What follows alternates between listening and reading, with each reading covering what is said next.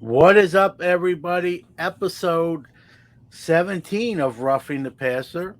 My name's John Newman. To the right of me on the screen, I'm in Syracuse, New York. To the right of me on the screen, down south in Dallas, is Mr. David Lee.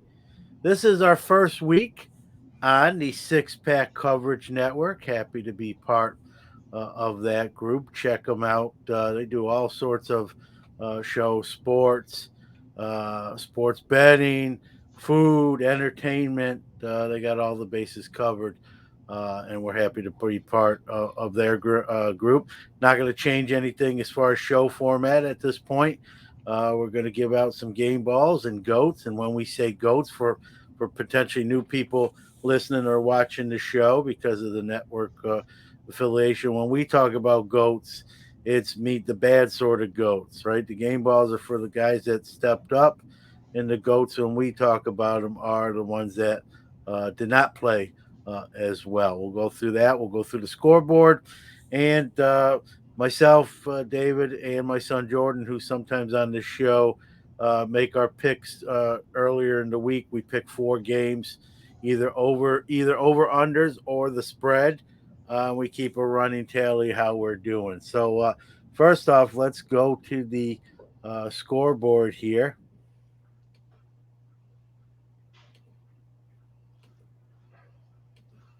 All right, here we go. Dolphins 20-9 over the hapless Giants. They're so much for my NFC East champions pick there. The Redskins held off late last second field goal. They beat the Raiders 17-15. Both teams now Football 6 team? and yeah. That come the Washington football team. I do it all the time. Yeah. Well, both of these teams are 6-6, and the Redskins are actually streaking right now. Yeah. The Rams get back on track. I don't know if they're really back on track or did they just play the Jaguars this week. They won 37 to 7. So I'm not gonna crown. And listen, they're who I picked, but when we did our picks episode, but I'm not gonna re-anoint them just yet. They're playing the Jaguars. I think me, you, and 9 other guys, David, could probably beat the Jaguars. Probably closer, but we'd still probably win. The Rams win 37 to 7 today. Just when you start believing in the 49ers and stop believing in the Seahawks go and beat them 30 to 23. 49ers, I watched the last part of this game, had a shot at the end, but Jimmy G's pass knocked down to seal the victory for the 49ers.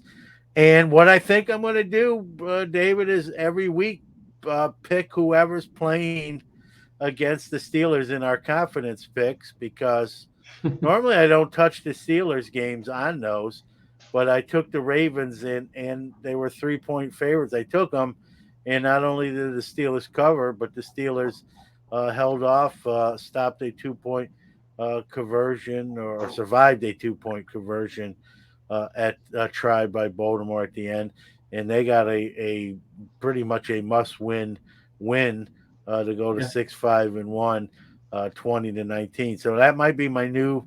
It might cost me to win the title of the picks, but maybe it'll help the Steelers win some games, and I'm going to take credit for the W today. Chiefs and Broncos are going on right now, with the Chiefs leading that game 10-3. Let's go to some more scores. The Buccaneers beat the Falcons 30-17. The Chargers almost doubled up the Bengals 41-22. That game was much closer than that score indicates. The Chargers kind of got a few touchdowns at the end, one on a defensive I believe, pick six. That game at one point was 24-22 Chargers, and the Bengals were actually had the ball and Burrow threw, I believe, a pick six or it was a fumble. The Eagles, we'll talk a little bit about this later, 33-18 over the Jets. The Cardinals in the return of Kyler Murray, 33-22 over the Bears. The Lions are not going to go winless, folks. 29-27. They beat the Vikings late. And I think we can really turn up the heat on the Mike Zimmer head coaching spot. Guy I like, but just not seem to getting it done there. And so I would say he's on the hot seat. Colts beat the Texans 31-0. And some of the early games um, on Thursday, your Cowboys, I should say, beat the Saints 27-17. So there you go. That's the scoreboard. Let's pull up the our picks. We'll go. You were leading, so we'll start with you, David. You took the 49ers. We all took the 49ers. Yeah, it's a Uh, wash. yeah, for one. They were underdogs by a point and a half. I thought they were going to. I had buried the Seahawks, so I picked the 49ers. I think we all obviously felt the same way, and the Seahawks go and win by 7 points. So it becomes a 3 game week in a sense because we all picked that game and lost it. You took New England. That's tomorrow versus the Bills. You took Tampa Bay by 9.5. Did they?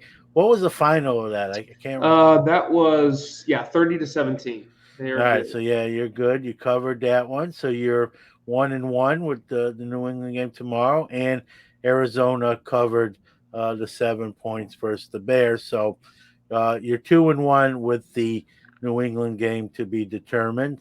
Uh, we'll go to Jordan. Again, he took we all took San Fran, so we're 0-1 there. He also like you, took New England tomorrow, so we'll see what happens there.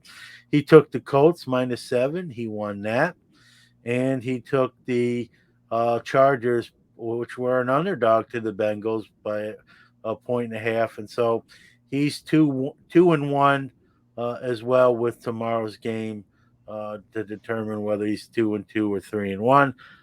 Again, I took San Fran 0-1. I took the Colts there, so I'm 1-1. I took the Eagles, so I'm 2-1. And like I said, I'm using reverse psychology.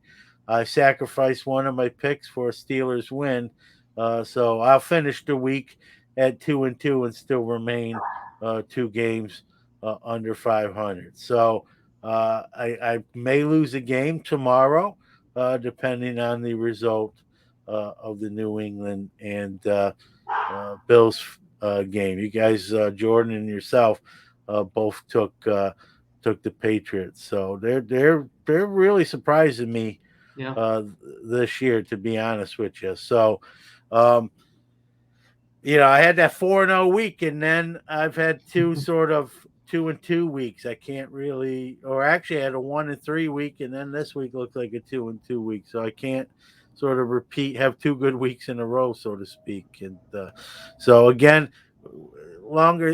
We still got about 4 or 5 weeks left. So I just need to have a big week, and hopefully, one or both of you guys don't. But that's what happened last time. But then I've sputtered. So it's fun. I think we're starting to see too, David. A little. I know I keep saying this every week. I think we're starting to see where teams are. We're seeing a lot of parity. I mean, when you look Yeah. at some of these division standings, there's a lot. Years ago, if you were 6-6 or 5-7, you were in real trouble. Also, it was one less week too, but you were really in trouble. There's a lot of 6-6 and 5-7 teams that would, if the season ended today, actually would be in, or very close to it. And even some of the league leaders or I should not, division leaders in some of these divisions, such as like the AFC West and even the NFC East, your division there. A lot of teams sort of bunched up, where if a team loses a couple games and another team wins a couple, it can really shift around. So, getting really interesting now as we get now, it becomes a little more crunch time. Each game each week you have one less, and that those scales are starting to tip, where there's less time really to get right. If you have injured players, to get them healthy and back on the track. But I think we're really starting to see, teams that are legitimate contenders, and then others that may surprise you some weeks, but in the grand scheme of things, they're not going to be able to run off 3 or 4 straight wins come playoff times. I think, we've seen that even on Thursday with the Saints. I think they kind of look like the team that I predicted they'd be when we did our preseason stuff. And you can say what you will about Drew Brees, kind of being done and old, and but they really haven't replaced him, and that offense uh, has not played well for them. So, and their defense too. So I think they're done. There's some teams we can kind of say are not a threat, but again, there's a lot of parity. Your kind of assessment where we are here is through almost 13 weeks of NFL football. Yeah, that's kind of hit the nail on the head there. And we've been talking about this for about a month. There's definitely the bad teams. There's definitely the teams that they are who we thought they were. Yeah. uh, Bears, Lions, Jaguars, minus that shocking win a few weeks ago. But the top teams, the Cardinals stand out with their record, but it's kind of a glob of teams that no one wants to step out and kind of lead the pack. It's kind of a weird deal. Coming into the season, the AFC, I would have said, looked a lot stronger at the top, but maybe now the NFC looks a little stronger at the top. But then you have these teams that are kind of teasing you, that are surging. Colts, Patriots. Tomorrow night's game against the Bills and Patriots, that might tell you a little bit about the legitimacy of each team. Are the Bills as good and as complete as we thought they were at the beginning of the season? And are the Patriots as good as a lot of people think they have become? With a rookie quarterback. So yeah, it's kind of weird, but and we've seen lately over the past 2 or 3 weeks some matchups that could potentially be a late postseason matchup. So it's some of these teams. You wonder if it's just fool's gold, or is it just like you said, just some parity. But I always like and I always prefer those 3 or 4 teams that just start to pull away at this point of the season and start to become those teams that you're just wondering, how are they going to be beaten? That's how people viewed the Chiefs over the past few years. I think, like, how are you going to stop that offense? You can't stop everybody. You can't stop Mahomes, and Tyreek Hill, and But this year it's kind of waiting around to see who's going to step up. So it's a little different, but it's also kind of fun, like I said, to see kind of these other teams that are maybe starting to look a little better and surging, like the Patriots or maybe the Colts. Yeah, it's we only have a little over a month left. Yeah, and even the really good teams record wise, David, like you can't even like guarantee, like you said, normally this time of year you sort of can narrow down to 3 or 4 teams that are probably going to be vying for a Super Bowl berth. And even Yeah. like Arizona record wise is the best team at 10-2. They look good, but I mean, I can see them getting beat and not, you know, being in the Super Bowl. The Chiefs are starting to win games, but they still don't look like the world beaters we're used to with them as well. So I mean, right now the Patriots are probably the hottest team and most formidable team on both sides of the ball.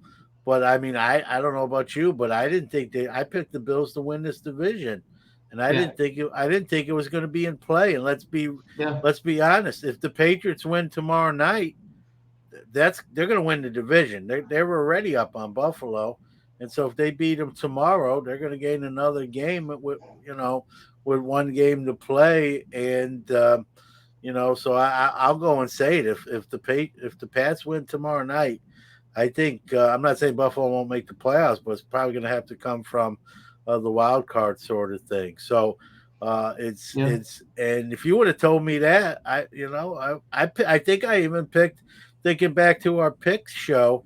I think I took the Dolphins to finish second and make sort of a wild card push, and they're in the mix still. I don't want to discount them, but I definitely was sort of writing off the Patriots.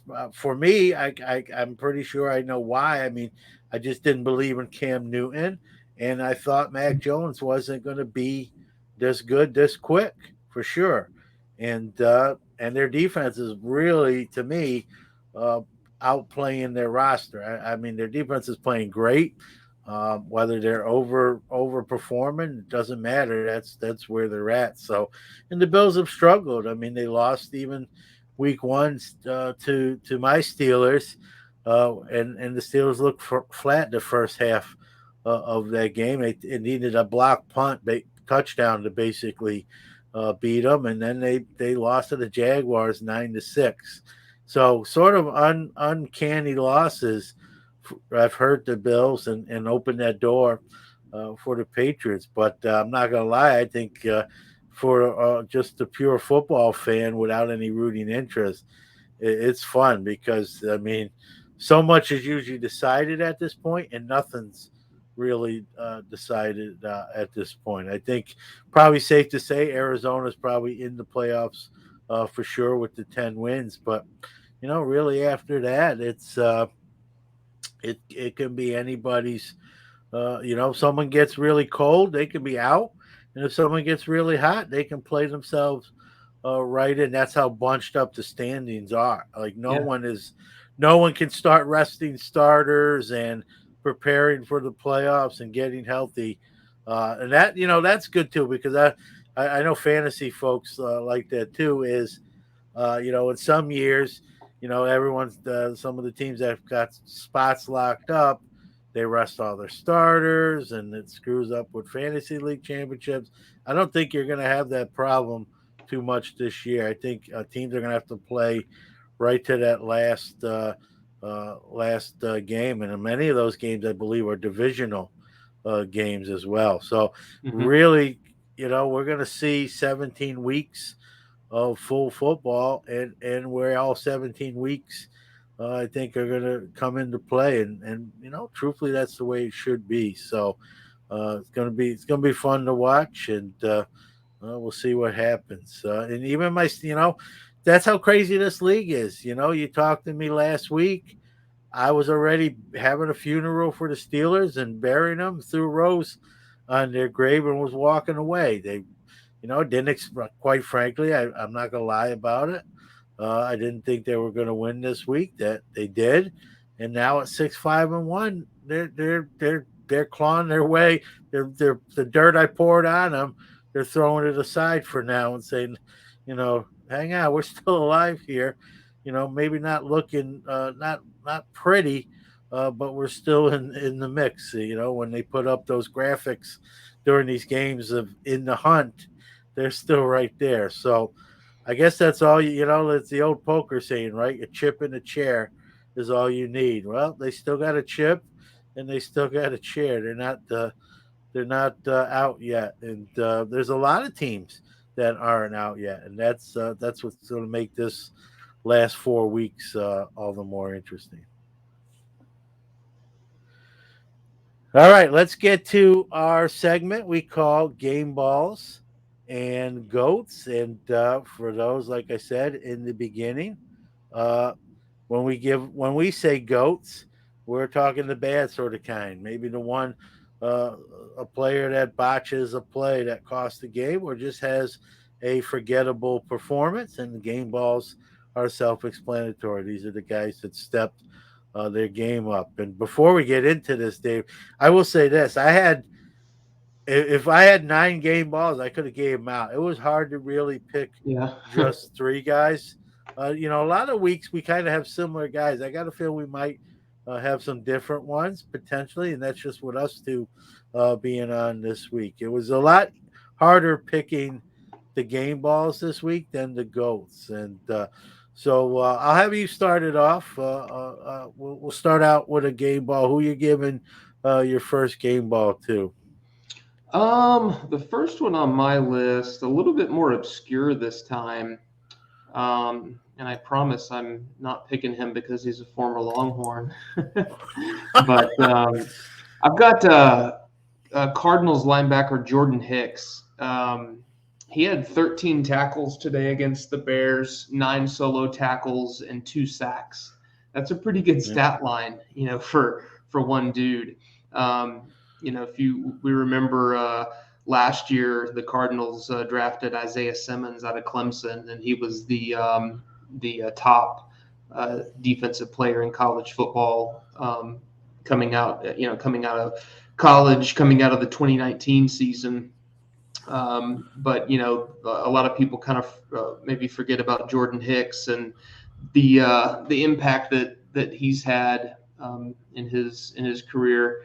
He's been in. I was trying to pull up, see how many years he came in 2015 with the Eagles, but he's been with the Cardinals for the past 3 years. So he kind of stood out to me, not just because of the stat line, but if the Cardinals are really gonna do something with this 10-2 record in the postseason, a lot of people focus on, and understandably, Kyler Murray and Hopkins and the offense, and they forget what the defense is going to have to do. They're likely going to have to go through the likes of Dallas, Green Bay, the Rams, the Buccaneers, or some combination of that.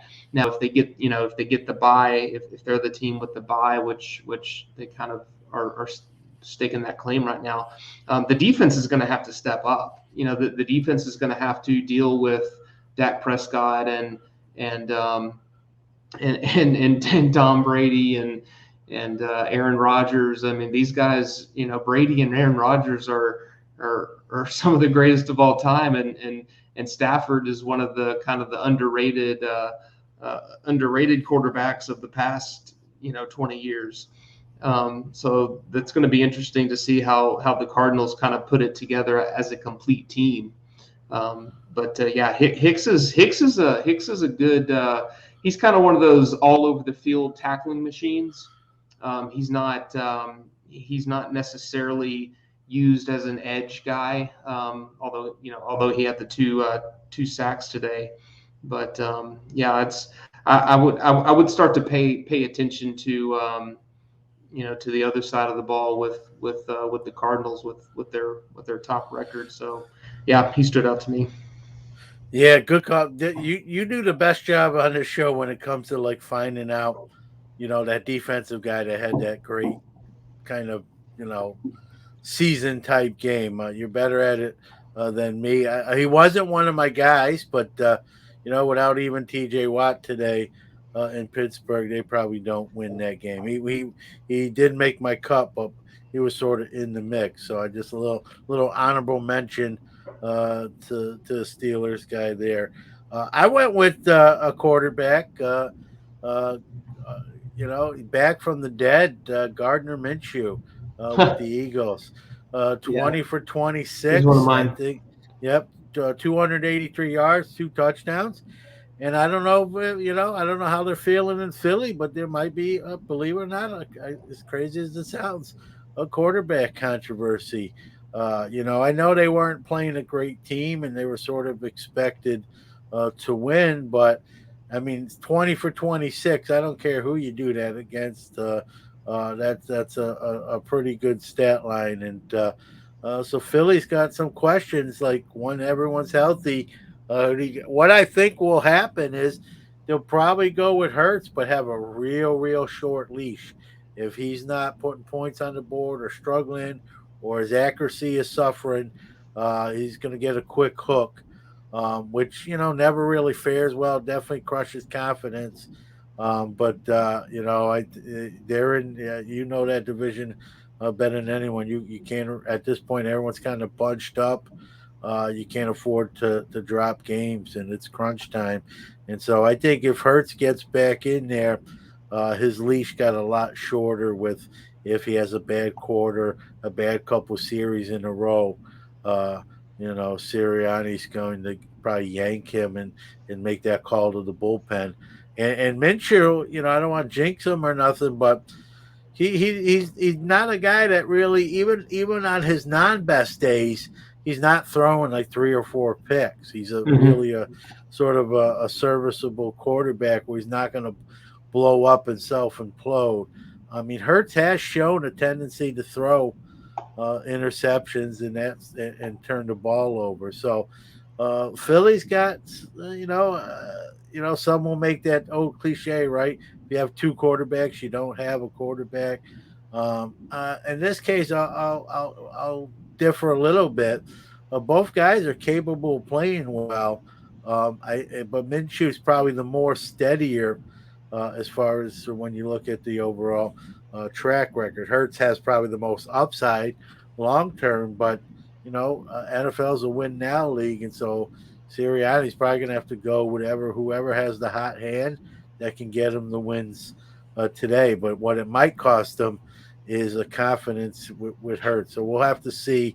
But I could not give Minshew a game ball, and that's not easy to kind of come in pretty cold with not playing a lot this year and perform that well. So we'll snake it back, and I'll start, and we'll give out now a goat. And I don't always do this, but I got to give one to a whole team, and that's the Texans. Uh, and not that they were expected to win, no, they weren't, but just the fashion they're losing, 31-0. I looked at the box score, and offensively, they had less than 150 yards total offense for the game. Yeah. I mean, I looked at the box score, and obviously I knew the game was final when I was looking. But if I didn't know that, I would have been like, "Oh, that's the first quarter box. They're in the first quarter." Yet that was their game totals, and just real anemic. They used both quarterbacks today, Davis Mills and Tyrod Taylor. No one got hurt. They were just trying different things. Neither one worked. Obviously, when you get shut out, neither quarterback really played well. And not that I expected them to win, but just the way they look now is really bad. And a lot of people questioned the Cully hire when they made it, and I think it's starting to not look good for him. You generally coaches get more than a year, even with a bad first year. He may be at risk for being a one and done sort of coach, and not because they were expected to win the division or even make the playoffs. And then you got the whole Desean Watson thing, which we've talked about ad nauseum on the show. But they're just playing terrible football. They're not even anywhere in these games now, and it's starting to look like he's lost that room as far as them going to battle for him, and so that front office is going to have to make some tough decisions, not only on moving Watson and where and what do you get for him, but probably going in a different direction, coaching staff wise. I picked them. I don't like picking whole teams, but I just was too glaring for me to to not do it. So, who do you got on your GOAT list? The first one here. So I was actually the same. I just got a little bit more specific and did the Houston Texans quarterbacks. Yeah.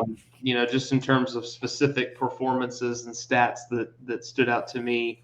But as you mentioned, Mills and Tyrod Taylor, a grand total of, let's see, well, if you account, from scrimmage, a grand total of 57 net passing yards. Now Mills had by himself 49, and Tyrod Taylor had by himself 45. But when you factor in the net yards, the overall impact is 57 passing yards. Mills 6 of 14, Tyrod Taylor 5 of 13. Taylor had an interception, no touchdowns, obviously for either one. Also went back and just looked at their record. So that's the second shutout for the Texans. They've been shut out twice, and they've also had 4 games where they've scored in the single digits this year. So, yeah, just really, really crazy, really rough.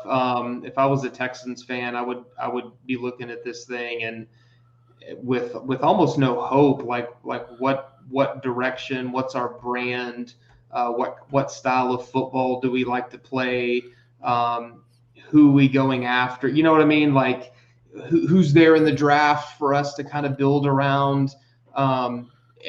Everything across the board is kind of a question mark, and this is a team that had the leading passer, last year. J.J. Watt's gone, even though he's kind of at the tail end of his career. But this was a team that was a legit contender in the AFC not that long ago at all. Yeah. And they had Hopkins, and they've had some decent running backs kind of come through there. Not a big elite guy. But man, they had weapons on that offense, and they had a pretty dang good defense. And now you just look, and there's the remnants of it is just completely empty, and it's definitely sad. The Colts are definitely one of the rising teams, building their offense around Jonathan Taylor. But it's not as if the Colts are some like high-powered, just absolutely dangerous offense that's just killing people. But man, to not even to throw up a goose egg, against them is pretty rough. But it kind of seems like today they just kind of threw out some bodies at quarterback just to see if anybody could do anything. So well, I think me and you, and I'm no quarterback. I'm a defensive player back in the day, but I think me and you could. I'd be like the Jared Lorenzen 2.0. I think the hefty. I'd be the hefty righty, but yeah.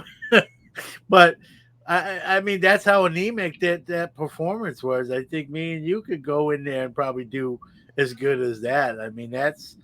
It's just like you said, it's the second time they've been shut out, and the 4 other games where they're barely scoring any points. Yeah, it really looked 8 points. Yeah. Yeah, it almost to me, for not watching the games, just on the outside looking in, I just get the impression that team's kind of checked out. And that's, I'm not saying he's expected to win the division, but I'm going to put that on the head coach. If you can, we saw, I'll use the Giants last year's team as an example. That team was playing for Joe Judge till the end of the year, and even won a couple games down the stretch, and they're not doing that in Houston. And so they've got a like you said, this is not a thing where, hey, we get 1 or 2 players in the draft, we get this position filled, we're going to be right back there again. This is a lot of holes, a lot of deficiencies. And like you said, I think you summed it up perfectly. If you're a fan, you got to be very discouraged because you went from fairly close to like falling off the face of the NFL earth very quickly. And so how do you get back there? It's not a quick fix. At least it doesn't appear so, and it also appears like, hey, you can move Deshaun most likely, but you're going to get like a 6 pack of beer and some Marlboros for him, and that's not probably going to help you get to where you need to be. So, not a good time to be a Texas fan. We'll stay with the snake draft way we do this, and I'll give you a choice. Another game ball or goat you want to give out. I'll go ahead and cover one of my goats was Gardner Minshew as well. I went with the mustache as well, and it was just kind of cool to see him, with a good performance. Yeah, it was against the Jets, but I completely agree with you that the Eagles aren't necessarily 100% sold on Hurts. Even though they took him pretty high last year, but that's kind of the way of the world, and when it comes to bad teams and quarterbacks in the draft right now. But when he was in Jacksonville, he had some really impressive, exciting performances. Inconsistency overall, but that was cool to see him come out there. Only had 5 incompletions, threw 2 touchdowns. He had average yards per attempt of 9.7, which is pretty good. That's better than kind of the top yearly averages of the top quarterbacks. So yeah, I mean, and it's not like the Eagles are they're pretty distant from the Cowboys in the East, but they're kind of neck and neck right there with football team that plays football in Washington. So it's and because I think Dallas has to play Washington two. Yeah, they haven't played them, so they got to play 2 more times. So they've got the Eagles and Cowboys one more time. So it'll be interesting to see what happens with the Eagles here in these last 4 or 5 games, however many games they have left. I don't know how they're by yet. But yeah, and they've got good young, fast, twitchy receivers and in Devontae Smith, obviously the rookie, and then in Jalen Reagor, the rookie from last year. So Miles Sanders had a good game too back there with Minshew. Yeah, he had over 100 yards for the offense, but yeah, it's just kind of cool to see him. He's kind of that fan favorite type of quarterback. Yeah. The kind of pulls gunslinger type of guy. He's got the unique look, the mustache. He kind of looks like he's always walking around with a cigarette. To me, it seemed like that would fit. But he kind of looks like a man off the street kind of guy. So it's always kind of cool to see that. So hopefully he's still young. I don't know. Hopefully he lands somewhere and kind of catches on with the team. And who knows? Maybe he has a few good performances, and they kind of put Jalen Hurts as more of a kind of a wildcat Yeah. type of quarterback, and who knows? Maybe Minshew ends up being the dude. Well, right now he's sort of the toast of town in Philly. What they were showing after the game, and he was like high fiving people in the first row. He stopped, was signing autographs, Yeah, and that's so what I mean. Yeah, he's right now he's sort of the flavor of the week, and but he's also, I think he's proven, even in Jacksonville, David, I think he's proven that he can win games and play at this level, and fairly consistent. I mean, he's not. Listen, I'm not saying he's Aaron Rodgers or Russell Wilson or elite, but I think he can win games and be a starter. For how long? I don't know, but just he hasn't. Maybe once or twice in Jacksonville, but he hasn't had that really terrible game where you're like, he's just a flash in the pan. yeah, I think whether it's going to be as a spot starter or depending on what team he signs him, I think he's going to be in this league, 8 to 10 years, maybe with the combination of 2 to 3 teams in that span. But I think he's proven that like he can play in this league in some capacity. yeah, And so it's going to be interesting to see how the Eagles, handle that and without trying to, upset one over the other. Let's be honest, Gardner Minshew is not in Jacksonville because of some things he said where he was planning to be the starter, even though they drafted Trevor Lawrence. And they quick, soon as he made that statement, they got him out of Dodge because they had settled on Lawrence, obviously being the starter. Now, after today's performance, you can say what you want about him. The guy wants to play. I don't think he's going to really be that excited if he goes back to, in the bullpen. And so it's going to be interesting, again, like I said, to see how the Eagles uh, decide who's getting the call and how the fall, depending on which way they go, uh, what happens from that. I'll give out another game ball, and there's no rule that says we have to give it to a winning team, and so this next one is on a team that didn't win, but he stepped up, kind of. He was due. I think he's one of the best tight ends in football. Hasn't played that way this year, but today, he stepped up, and that's George Kittle from the Him too. 49ers. Yep. And again, I know he didn't. The Niners lost, but that probably game wouldn't even have been in contention without him. Now, overall, he's been sort of disappointing, but today he showed why I still believe he's right there in the top tiers of TE ones, if you will, with the Kelseys. Now, I'm not saying he's Travis Kelsey or Darren Waller type. I think he's right. He's in that mix, but this year he's kind of fell short. Today he finally broke through. Unfortunately, it was not enough to get him a win, but. They're still 6-6. They're still in the playoff mix, and they're going to need that sort of performance from the key players such as George Kittle to have any hope of making any kind of run. So I went with George. Kind of a guy I like, but I've been kind of disappointed in what he's done this year. But today he came to play and was a difference maker, even though they fell short. So going back, I'll pick another. I'll actually close out my list, and then we can close out yours.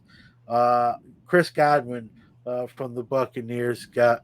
I'll close out my game ball list, I should say. I got a couple more goats to give out, but snaking back. Chris Godwin today, I think it was like 12 catches for 180 yards. He actually didn't get in the end zone. Uh, Gronk had 2 touchdowns, but it was like 4 catches for 58 yards. But it was Godwin who was moving the ball down the field vertically, moving the chains and getting them in to those areas for those touchdowns. So, Chris Godwin stepped up today, and again, it was really tough to just pick 3. If I had 9 of them, I could have easily given out all 9, but I settled on sort of Godwin there. So going back to you, any way you want to go here with what's on your list that you haven't talked about? Yeah, I'll go. Yeah, I'll go with the goat. I had the Ravens running backs, or just the Ravens rushing game, kind of like how I did with the Texans quarterback. So another position unit. Um, so among running backs, uh, Devontae Freeman and Latavius Murray, 53 total yards among the Ravens' actual running backs. Lamar Jackson leads the team in rushing again with 55 yards, but as you well know, the whole performance resulted in a 1-point loss to Steeler. But it kind of stood out to me, and I went and looked at just the team's rushing performance. Lamar Jackson leads the team in rushing so much so that the next running back, Freeman, Lamar's rushing yards are more than double Freeman's, which is really rough. We all know Lamar Jackson is going to run the ball. That's fine. Yeah. But but this was a team just last year, the year before, that was the best rushing team in the league. Yeah. And now it's yeah, J.K. Dobbins got hurt. I think he was going to be the guy this Yeah. year, the main guy. They've had a good stable of backs the last few years. Mark Ingram was there and running well. So I think Dobbins getting hurt and missing the season kind of threw a wrench into all that. But this was a team that was kind of known as the rushing kind of powerhouse, and now just the actual running back room is kind of sad. I think Freeman only has like 330 something yards on the season. Maybe that didn't include today's game, but Jackson had had over 700 yards, so he's more than double Freeman. So. But yeah, just overall, from the actual and they only handed the ball off to running backs. What's that? 17 times. Yep. So and Jackson, Jackson, had his passes, but through a really terrible interception down there when they were threatening to score. But I just think that without that support at running back, it's I just don't know how far the Ravens are going to go. That they've won so many close games. I mean, they're 8 wins. I don't know how many of those 8 wins they just really squeaked by. Yeah. They're one of those teams when you start thinking about the top, the kind of the top performing teams this year, I kind of forget about the Ravens, honestly. Yeah. But, yeah, I just thought that was kind of a big blunder of an effort in just overall production and impact from the Ravens running backs. Yeah, I agree. I hope they don't fix it, being a Steeler fan, but I think you're right on. And Tony Dungy, in watching the game, he talked about post game. He said, they're a very good team, but they're not going to. Basically, what you just said, that without they're relying too much on Lamar Jackson as not only a quarterback but a running back too, and they're better off, with him running less. Because what happens is, he's getting hit. These hits are like boxers. They may not knock you out the one punch, but it really affects you down the stretch. Is what Tony Dungy was trying to explain. Is that in the third and fourth quarter, when you have all these rushing attempts and you're taking these hits, it can affect you as a quarterback. Your stamina and your ability to make plays. And so he was saying that they need to take some of that pressure off. I'm going to let you pick another guy, but before you do, a funny comment from DR, who's watching. He said, "Just signed on. How about a game ball for my Packers? No drama during the bye week and getting healthier while the Vikings and Bears lose." Yeah, no drama in Green Bay is correct. Anytime you have a week, it seems like there's always been something going on with Aaron Rodgers recently, whether it's injuries or showing his feet on camera to an interviewer, the COVID thing. So they have a week where sort of a quiet, no news is good news type of week. And like Dr. said, the Vikings and the Bears lose. I think that's Green Bay's division. The Bears are done. The Vikings look done, and obviously the Lions were apparently done before the season started, even though they won today. I guess if anybody, we talked about teams that maybe could rest some guys. They potentially could, but they're also still battling for seeding with teams not in their division. So probably not going to happen. But if anyone's a lock to me to win their division, it's to me it's the Packers, and we'll see. And the Rodgers drama was no drama this week, and think this might be his last year there. But how far will they go? Will they go out with a Super Bowl or a nice run. We'll have to see. But go ahead. Who else is on your list there? My last game ball was George Kittle as well. The Yeah, 181 yards really stood out to me in a losing effort, but 181 yards, 2 touchdowns. He averaged just a tick over 20 yards per catch. But yeah, yeah, I mean, and I like the 49ers just in terms of their just some of their young offensive weapons.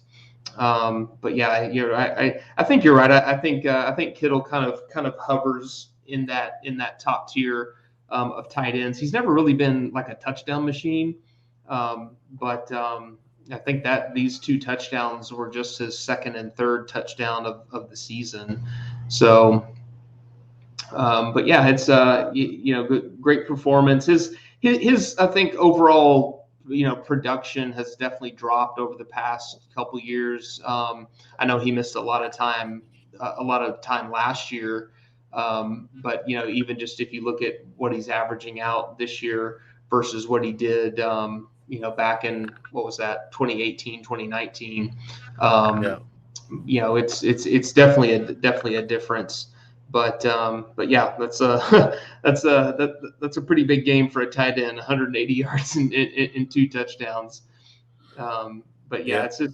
it's interesting to see when a tight end has a standout game like that. Typically you would expect a stat line like that to come from someone like Tyreek Hill, who gets an 80-yard touchdown Yeah. catch, and then he gets his other 100 yards on 9 other catches.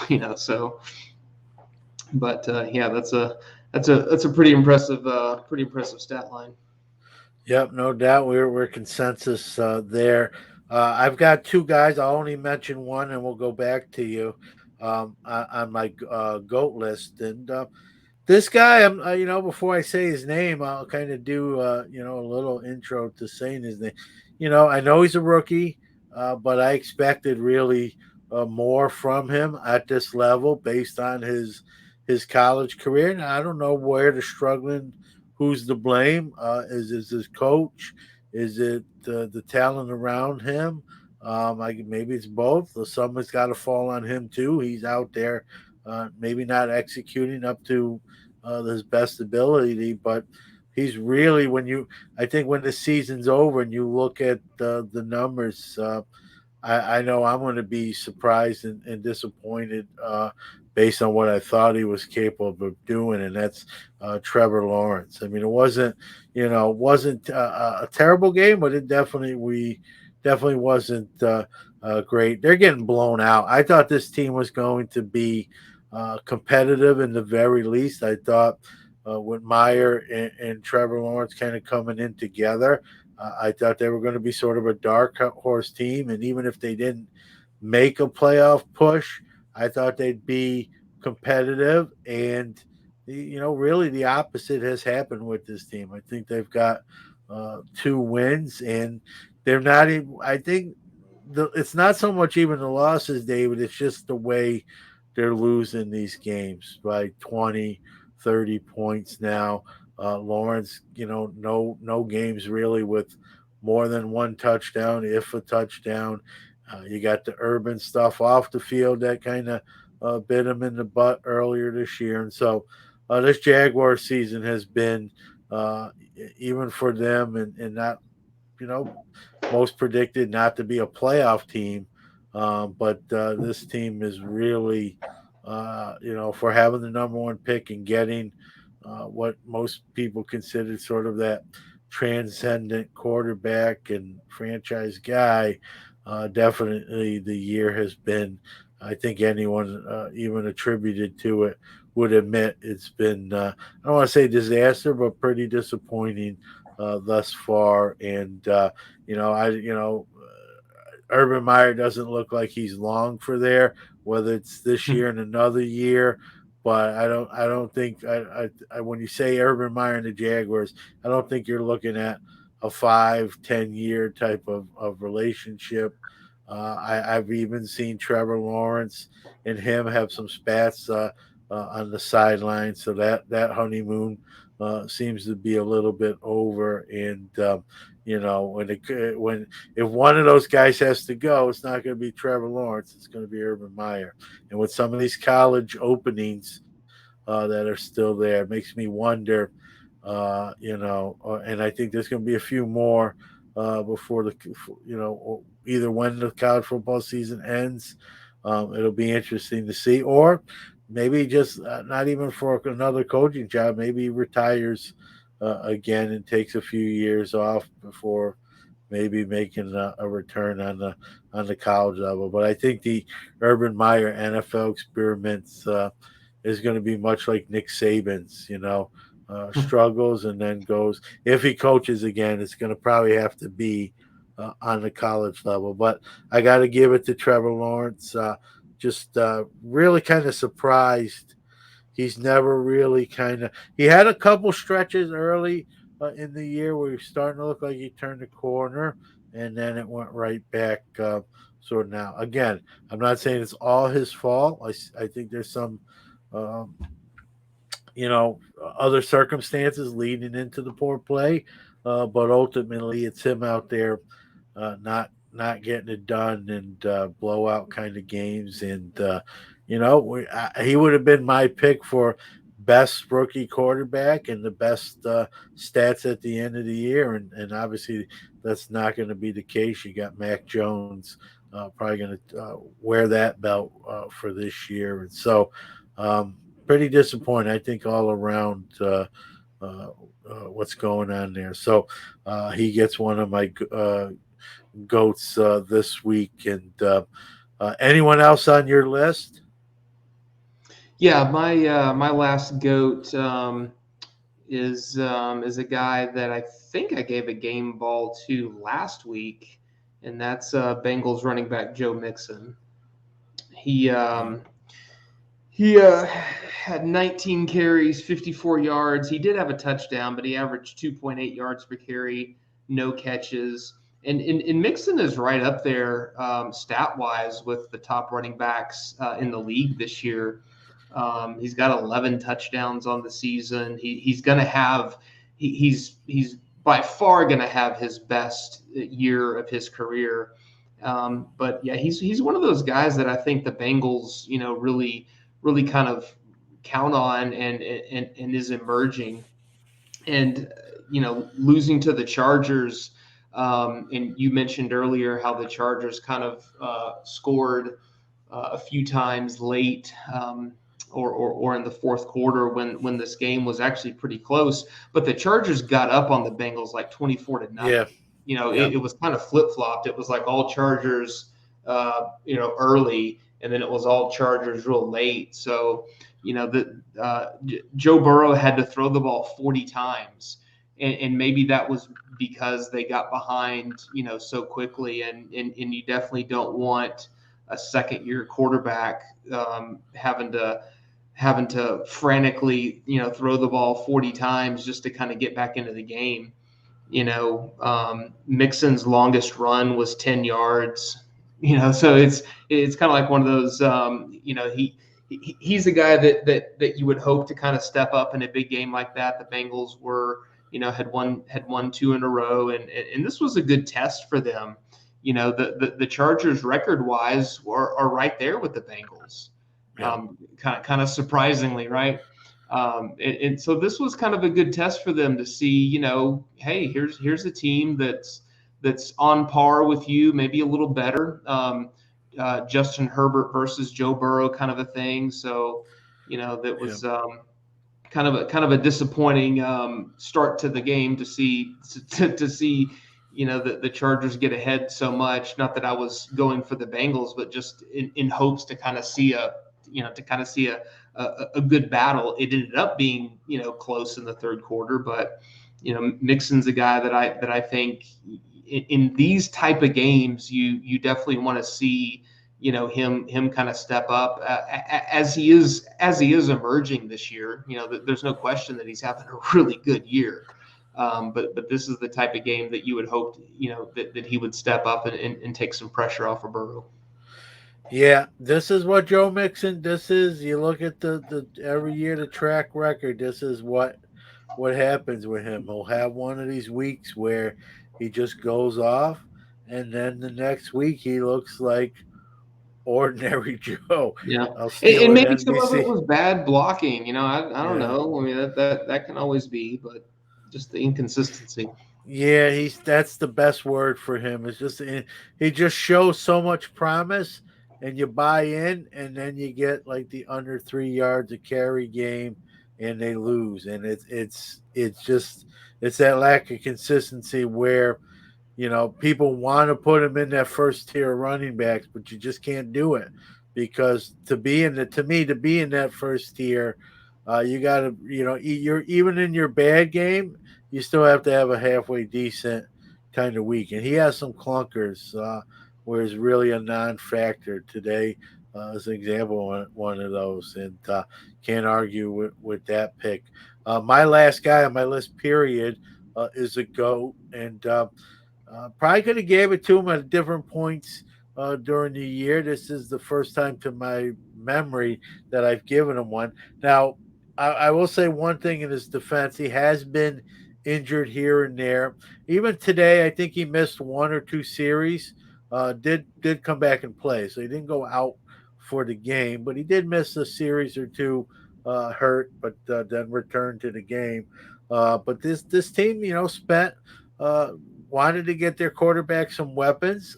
He had a great year last year. I like him still, but they paid a lot of money for this guy, and really, it's been a pretty down and disappointing year between injuries and uneven performance, and that's.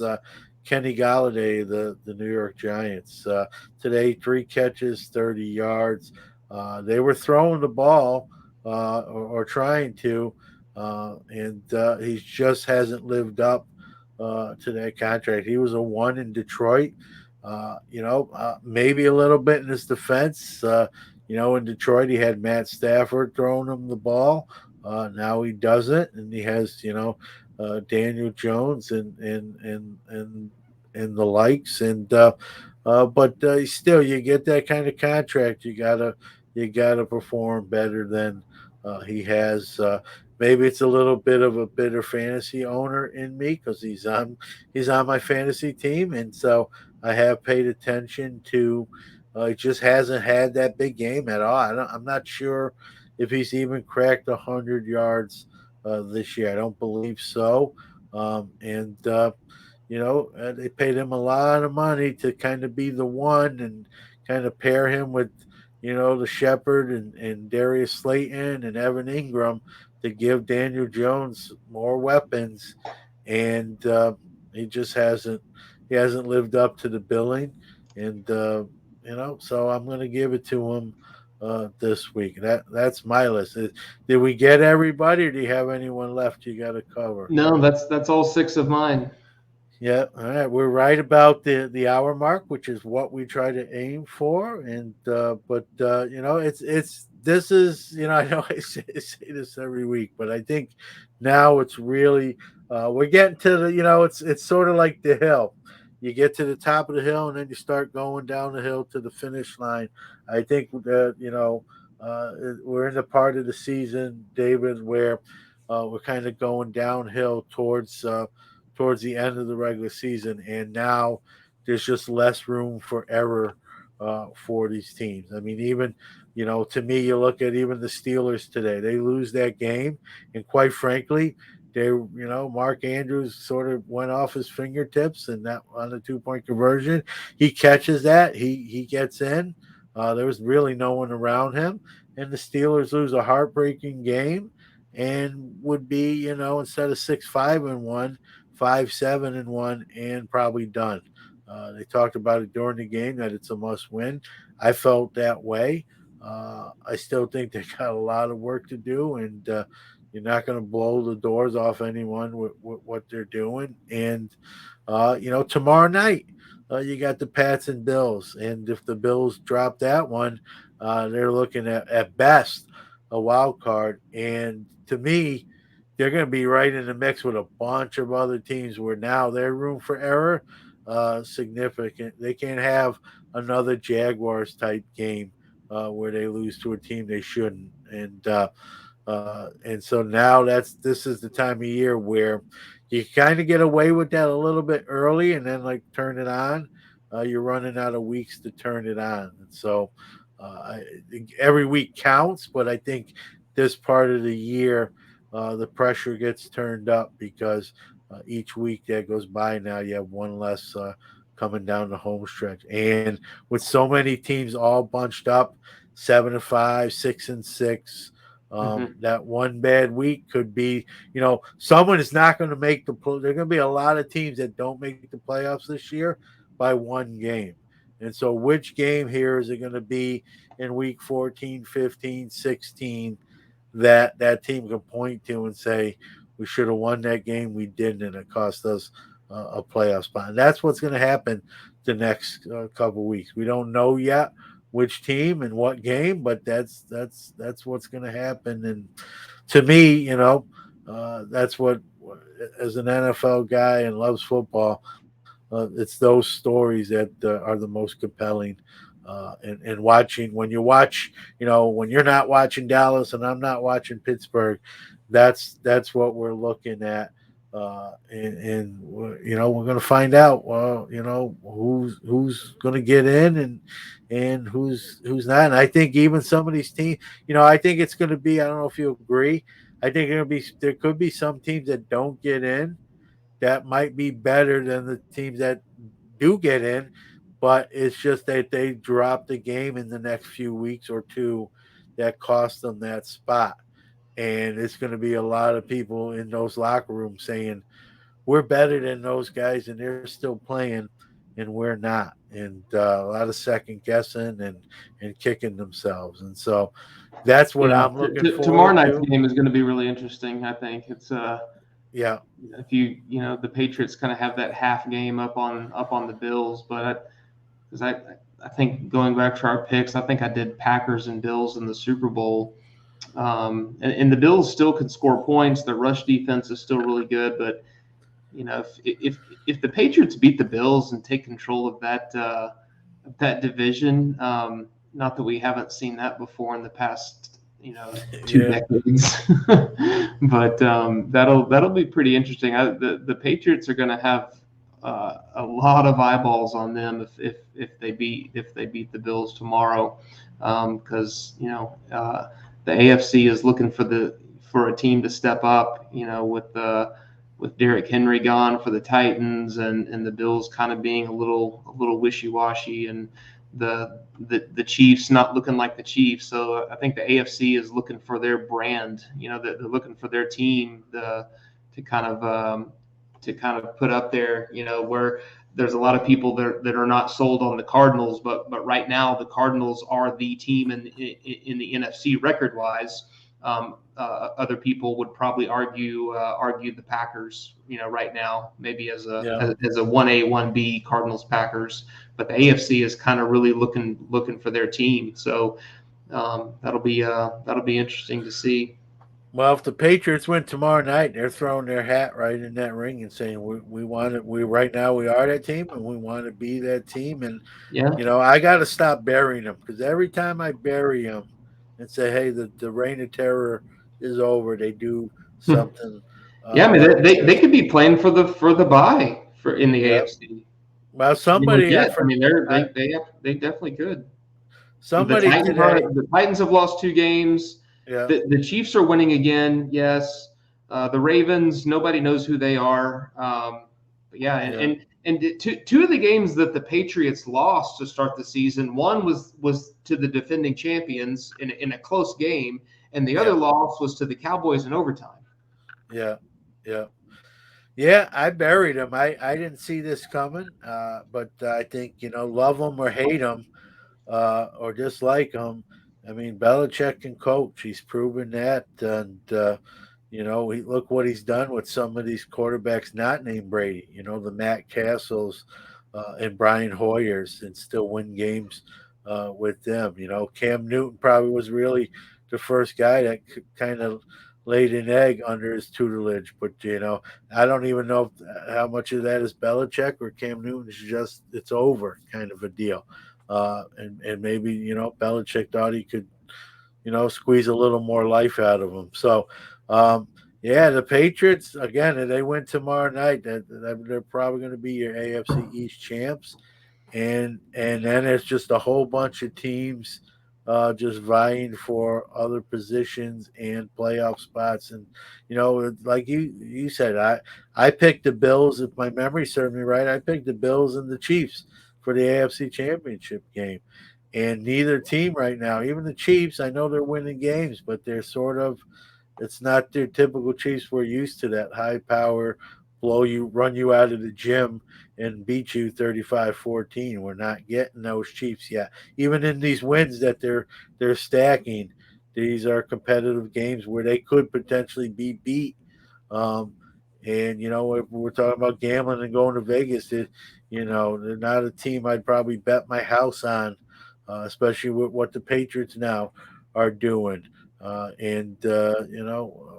see. The Ravens sort of got to figure out their identity. I think having Lamar Jackson be your running back and your quarterback's not going to work for an extended sort of playoff sort of run. So excuse me, it's gonna be fun to watch.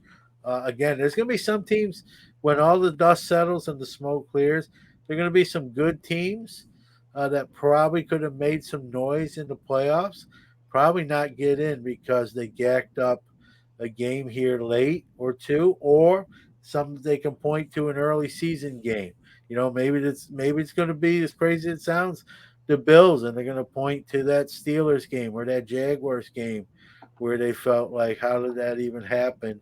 And now we're on the golf course, and I actually think there's going to be at least one or two playoff type teams that don't get in that dance and are going to be scratching their head like, how did we not?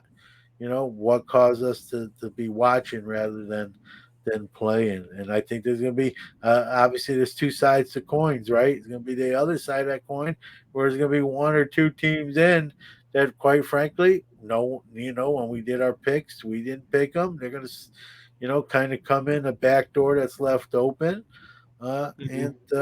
and we'll see what happens. But that's the beauty. That's the beauty of the NFL. You add an extra week, and it makes it even more interesting.